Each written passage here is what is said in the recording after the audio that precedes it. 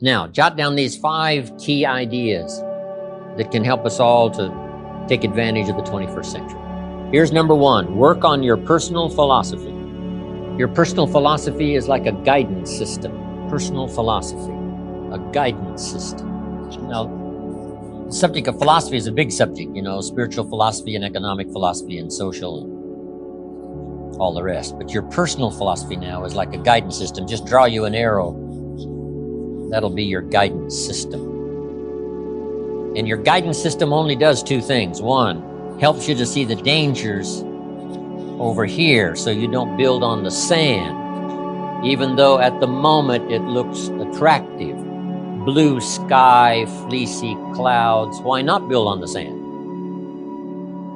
See, you just have to get smarter and smarter at that, not to do that. Now, your guidance system also helps you to find the opportunities over here. And this is what the drama of life is all about. Danger riding side by side with opportunity. Los Angeles, a place for the most extraordinary opportunity probably in the world, side by side with danger. In Los Angeles, when the light turns green, you better not go.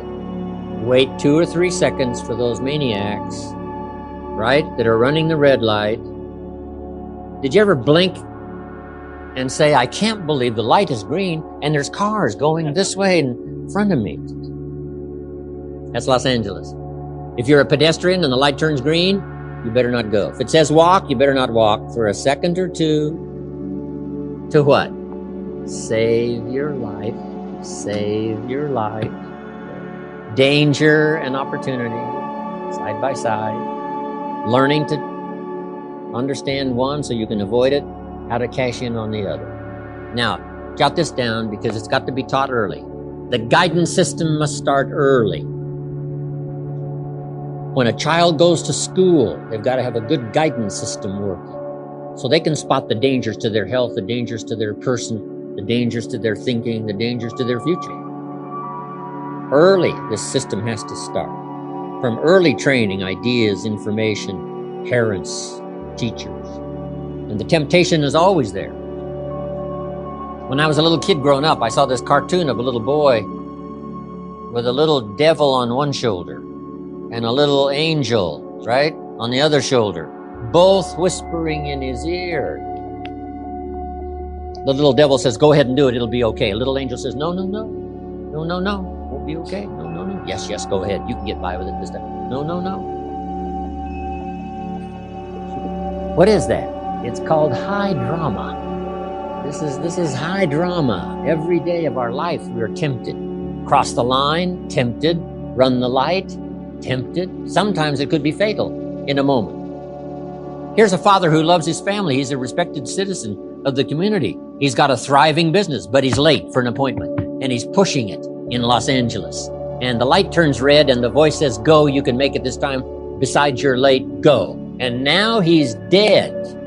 This is not an evil man.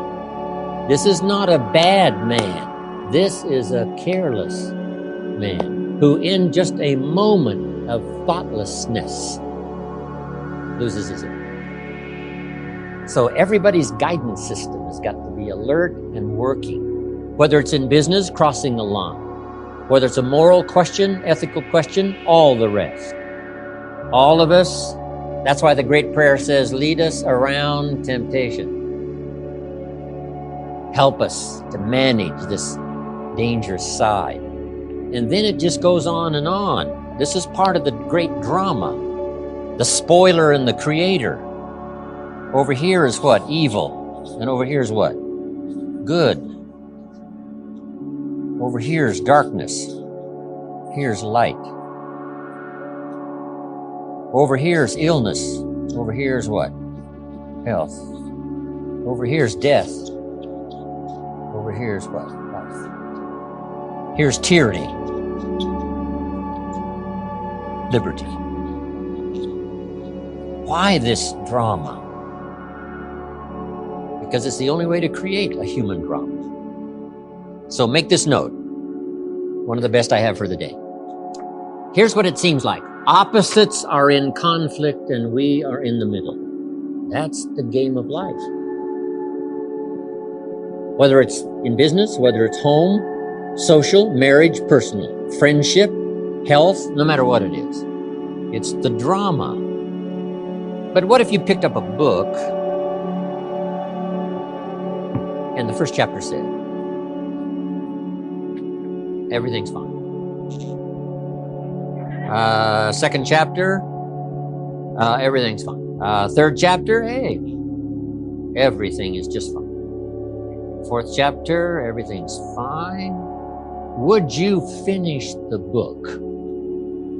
And the answer is no. What kind of a book is that? Is not the book.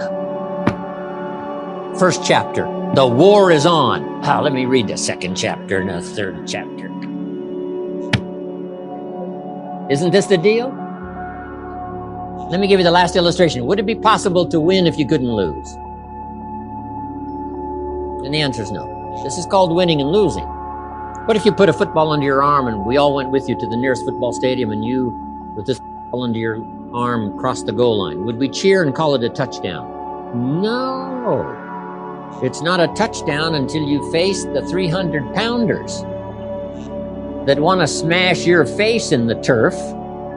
And if you can muscle by them and dance past the secondary and then cross the goal line, we cheer and call it a touchdown and maybe a championship, but not without the contest. So it looks like God started this whole thing with the angels. A third of them rebelled and he threw them out. And that started what we call high drama. And the high drama continues today between the spoiler and the creator. And all we have to do now is figure out in our business, social, personal, economic, daily life, how to multiply all life systems by 2, by 3, by 5, by 10, by following a few simple guidelines. One is understanding, first of all, philosophy being like the set of the sail on a sailboat. The winds are always blowing, contrary winds and political winds and social winds, familiar winds and unfamiliar winds, and upside down winds and storms like hit Florida. So the wind is always blowing, but to get to your dreams and the things you want for yourself and for your family and the money and all the rest, you don't have to curse the wind. All you have to do is set a better sail. And that's what sermons are for. Lyrics from songs, dialogue with conversation with friends. And that's what classes like this are for, is to help keep setting better sail so that no matter what happens in 2005, 2006, 7, 8, 10, you will get so good at setting sail that no matter what winds blow, it still takes you toward your destination. That's called the high drama and the game of life. That's it. Making sure you're not building on sand. Making sure your casa grande is built on the rock. It starts with personal philosophy. And it's all a matter of personal choice. Right? You can change a little or you can change a lot. You can go with the old script or with the new script, either way. At age 25, I decided to tear up the old script. My mentor said, Mr. Owen, you've been working 6 years. How are you doing? I said, not very well. He said, I suggest you not do that anymore. That's a pretty simple analysis. He said, couldn't we go over the last 6 years and find out where your errors in judgment were? And couldn't we correct those and invest that correction in the next 6 years? I said, I guess we could. That's what we did. That's how I went from pennies to fortune. Incredible. Only humans can do this. See, if you were a tree, you'd be stuck. Right? If you used up all the nourishment around you, couldn't move, then you would die. But that's not true. So however little much you want to change, that's up to you. But see, if there's a class and you don't take it, and a skill and you don't learn it, and a discipline and you don't try it, and if there's a possibility and you don't explore it, then who are we going to blame? Nobody but yourself. This is the land of extraordinary opportunity. Now here's 4 more key ideas. One is personal philosophy. Here's the next one, attitude. How we feel plays such a major part in our future. First, it's what we know, so we can make wise decisions about danger and opportunity. But second is how we feel. First, it's how you feel about the past. You need a healthy attitude about the past so that you use it, not live in it, but use it. Not carry it like a burden, but let the wise lessons you learned from the past now serve as fuel to furnish the future. Next, a good attitude about the future. You got to set your goals. We look back for experience, but we look forward for inspiration. We must be instructed and inspired. No better inspiration than to set your goals. I started this process when I was 25. Literally rocked my world, changed my life. I had no idea it was so simple. Here's how simple it is. Decide what you want, write it all down. Make a list of the people you want to meet. Make a list of the books you want to read. Make a list of the classes you want to take. Make a list of the skills you want to learn. Make a list of the cities you want to visit. Make a list of the investments you want to have. Just make these lists. Here's the next key now. Start checking them off. Put a lot of little things on some list so you can start checking off something right away. That's part of the fun. Here's what's next. If you check off something major, celebrate, because that inspires you to make a longer list of goals. And put everything on your list. Little things, insignificant to someone else, important to you. I put a little revenge on my first list. My mentor said it was healthy. Some of the people who said I couldn't succeed, kid from the farms of Idaho, they went on my list. Couldn't wait to get my new car, drive it up on their lawn. Say, oh, pardon me, here's the money to have it fixed. Just little satisfaction. My Japanese friend, Toro Ikeda, San Jose, California, put on his first list, a Caucasian gardener.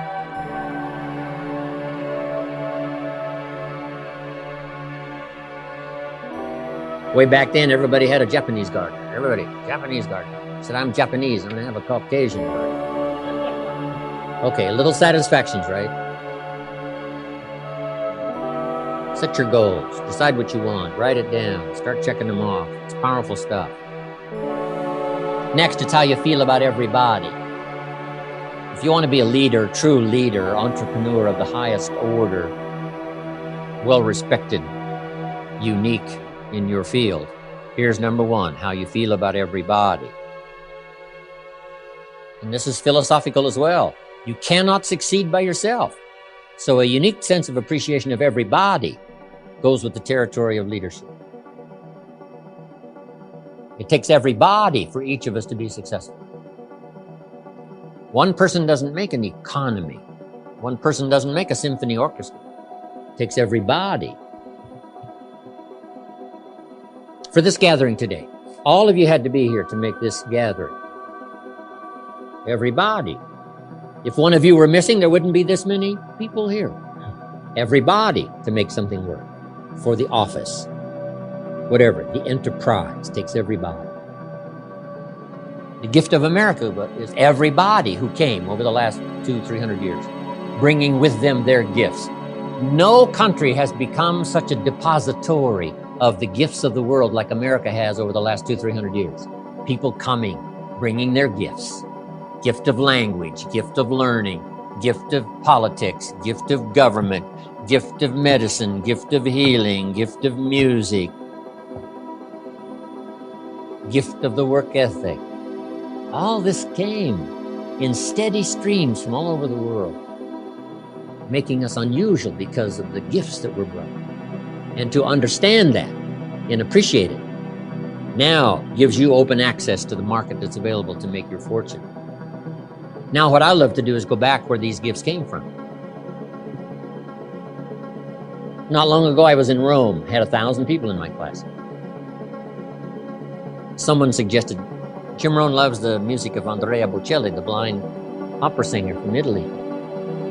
So when they introduced me, I walked to the podium and all 1,000 of these Italians stood up and sang for me one of Andrea Bocelli's songs. In true Italian style.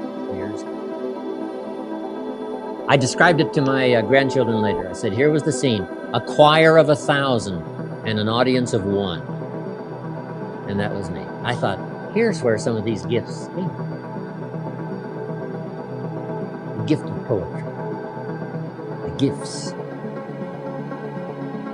So learn to appreciate the gifts. Now, the last attitude is how you feel about yourself. Nothing more powerful than self-esteem, which creates self-confidence. The greatest steps towards success come from self-confidence, and that comes from self-esteem, doing what you know you should, so that at the end of the day, you have high self-esteem. That's attitude. Now here's the third of the 5 ideas. One was personal philosophy, second was attitude, number 3, activity. The activity now is the work part, the labor part.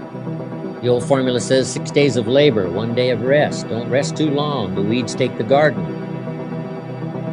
But here's what else to remember about the 6 days of labor.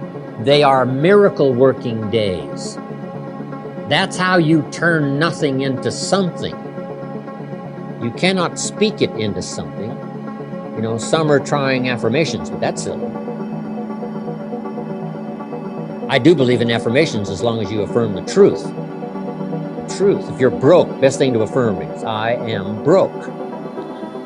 You put that up on the refrigerator. It's called life-changing. If that doesn't do it, put this up there. I live in America and I'm broke. Something is wrong. I've been to college and I'm broke. Something is wrong. See that? If you affirm the truth now, those affirmations are good. Because it's the truth that sets you free. Someone says, every day in every way I'm getting better and better. But if that's not true, make this note. Affirmation without discipline is the beginning of delusion. It's not called 6 days of affirmation. It's called 6 days of what? Work. Labor. But why embrace the work? Why embrace the work? It is because the work builds the city. The work conquers disease. The work builds an office. The work builds a career.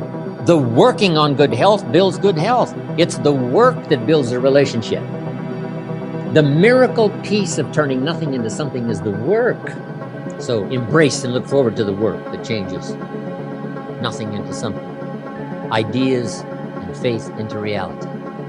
Wisdom and faith, uninvested in activity, serves no purpose.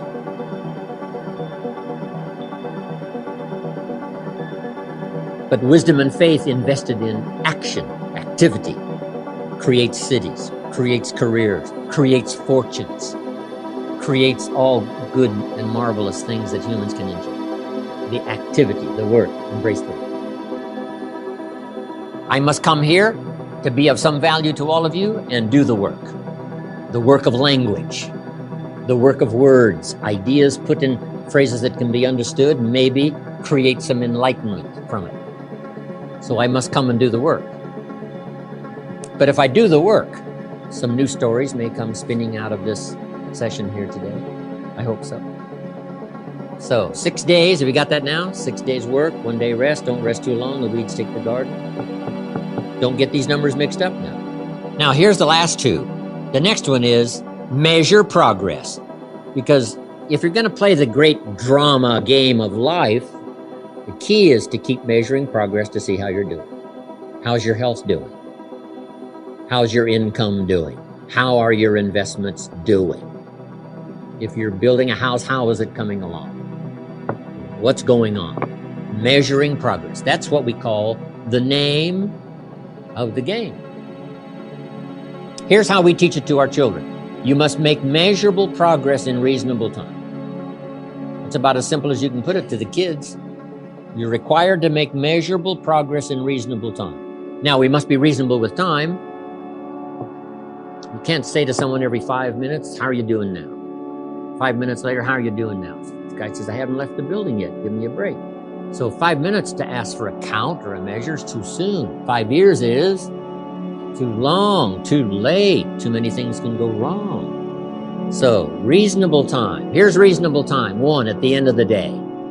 Don't let more than a day go by with what you check and measure some things. Count, measure, take a look at. My mama taught good health. I've been healthy all my life. My papa lived to be 93, never did retire. When he died, his paycheck was waiting for him. Mama was good. Mama said an apple a day, not once in a while, apple a day. Mama said apple a day. So at the end of the day, check on it. The old prophet said, if you're angry, try to solve it before the sun goes down. Don't carry it over for another day. Tomorrow it might be too heavy to carry. A conversation a father should have with his daughter today, because the magic is there. If he waits till tomorrow, the magic could be gone. Today, a reasonable time to count. How are you doing? You have how many properties now? Right? It's been 6 months. You have how many now? It's been 1 year. Now you have how many? It's been 2 years, and now you have how many? How many? It's the key. Count. It's the deal. Success is a numbers game. How many years do you want your child to spend in 4th grade? Approximately. About what? One grade, 1 year. Progress. 1 grade, 1 year. And you've got to set up your own measuring system. Don't wait for somebody else to do it. You set it up. Because society doesn't require you not have a heart attack. That you must require of yourself. Society doesn't demand that you build a financial wall around your family nothing can get through. That you must demand of yourself. So the government's not there to measure. Society's not there to measure. You must be responsible enough to measure yourself. How are you coming on this financial wall around your family? Nothing can get through. How are you doing? And whether it's a few pounds to lose, or whether it's a financial wall, or whether it's a growing office, whatever it is, find some ways to measure so you don't become disillusioned, thinking, oh, it looks okay, when it really isn't okay. Measure, check. Measure, check. It's the game to play. Now, here's number 5. First was personal philosophy. We're affected by what we know. Second is attitude. We're affected by how we feel. I've had this debate with Zig now for 45 years. Should you start with education or motivation? The attitude's the motivation. Philosophy is the education. Zig says motivation first, then education. I say education first, then motivation. It's a good debate. I say, Zig, if a guy's an idiot, you motivate him. Now you got a motivated idiot. So score 1 for me. But now Zig comes back. Here's what Zig says. Yes, but you have to be motivated to be educated. Well, that's very good. So our debate continues. But you need both. Philosophy, guidance system, set sail so that no matter how the wind blows in the next few years, you'll be okay. Because you've learned to set sail, adjust, learn, study, grow, take notes like you're doing today. The hard work of learning is just as hard for you to learn and study today as it is for me to lecture. Both of it's hard work, but it's the work that pays extraordinarily well. Okay, then number 3 was activity. This is the miracle piece, the 6/7 of your life. 6/7 engaged in activity that creates career, creates a relationship, creates a city, builds the future, creates wealth, power, influence, all the rest. Activity. Then measuring progress.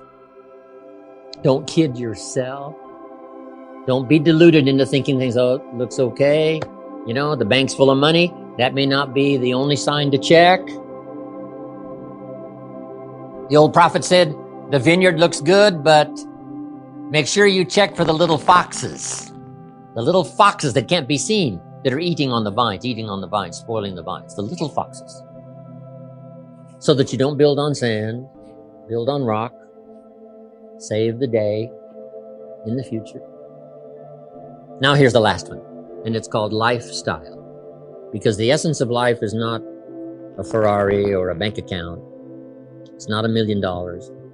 Here's the essence of life. Learning to live a good life. To design and live an extraordinary life. Let me give you my short list of what I think comprises a good life. Learning to live a good life. Number 1, productivity. And it doesn't matter if you're a person of modest means or wealthy. Productivity is the name of the game. That's what biggest share of our life is, to produce. The old prophet said, the sleep of a laboring man is sweet. The sleep of a working person is sweet. A producer, not a drifter. Not the sleep of a goof-off man, no. Not the sleep of a joker, no. The sleep of a producer is sweet. Second, friendship. Friendships that endure. Don, great, we go back, 27, 28 years? Long time. Good friends. Friends are those wonderful people who know all about you and still like you, right?